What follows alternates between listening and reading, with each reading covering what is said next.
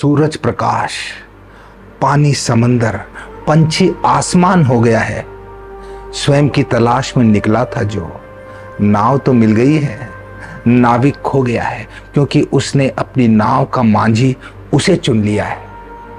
अब वो इस मन के भरोसे नहीं जीता, वो आत्मा रूपी स्वयं में उतरकर परमात्मा में लीन होकर जीता है, दृष्टा भाव में जीता है, आनंद में रमण करता है।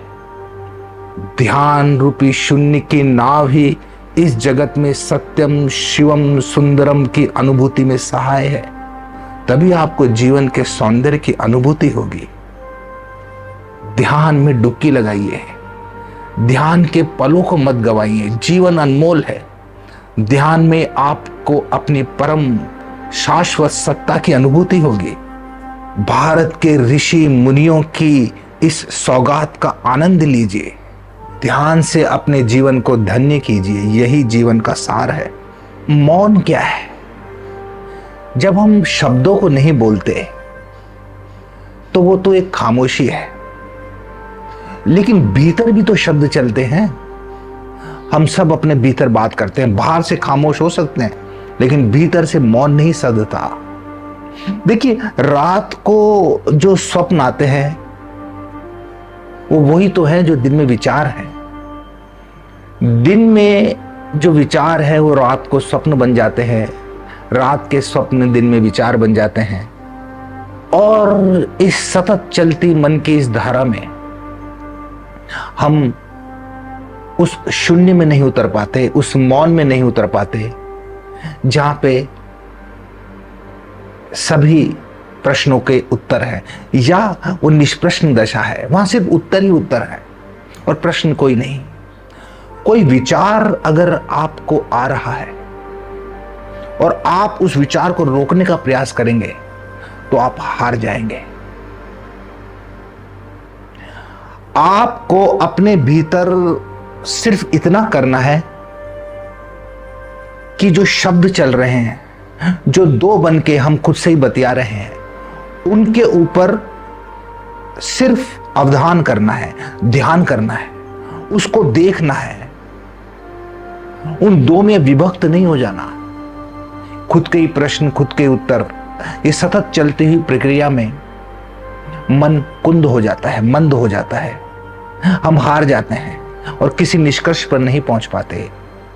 जीवन के इस भवसागर में शून्य की नाव बन के उतर जाओ। आप देखेंगे कि जीवन अभूतपूर्व सुंदरता से भरा हुआ है। हर पल, मोमेंट टू मोमेंट आप दृष्टा होकर जीवन में चलिए। ध्यान क्या है? पूर्ण होश। जब इस मन में चल रहे सतत विचारों की श्रृंखला से मुक्ति मिलती है तो आप एक ऐसे आनंद की अनुभूति करते हैं जो अकथनीय है। सारे वेद, उपनिषद, शास्त्र कह कह के उस स्थिति को थक गए, लेकिन उसे कहा नहीं जा सकता। कुछ ना कुछ छूट ही जाता है क्योंकि उसके लिए शब्द बने ही नहीं, खाली इशारे हुए हैं। सत्य के लिए सिर्फ इशारे हो सकते हैं, सत्य को कहा नहीं जा सकता। फिर भी जिन्होंने उसको अनुभूत किया है वो कहे बिना रह भी नहीं पाते। जिन्होंने जाना है उन्होंने कहने में कोई कसर नहीं छोड़ी, लेकिन अंत में वो यही कहते हैं कि वो तो नहीं कह पाए जो कहना था। बुद्ध से उनके शिष्य ने पूछा कि आप पिछले 40 साल से उस अवस्था के बारे में, उस स्थिति के बारे में लोगों को ज्ञान दे रहे हैं, उपदेश दे रहे हैं, क्या आपने वो सब कुछ कह दिया जो कहना था? बुद्ध जिस जंगल से गुजर रहे थे वहां उस वक्त पतझड़ का मौसम था, सारा जंगल सूखे पत्तों से भरा हुआ था। बुद्ध ने झुककर एक मुट्ठी में कुछ पत्ते उठाए और कहा कि मैं सिर्फ इतना कह पाया हूं। कहने को तो सारा जंगल है, सारे महासागरों के पानी को स्याही बना लिया जाए और सारे जंगलों की लकड़ी को अगर कलम बना लिया जाए तो भी उस स्थिति को कहा नहीं जा सकता। ये अनुभूति का विषय है। सुबह जब आप कुछ देर ध्यान में उतरते हैं तो धीरे धीरे आप ध्यान की उस बूंद को महसूस अनुभूत करने लगते हैं। और इसका आनंद शुरुआत तो है, अंत नहीं। कि आप कभी ये कह दे कि हां मैंने जान लिया, नहीं, ये एक यात्रा है। ध्यान की भी एक यात्रा है, लेकिन वो यात्रा शून्य की नाव पे सवार होकर की जाती है, मौन में। मौन यानी मन शांत है।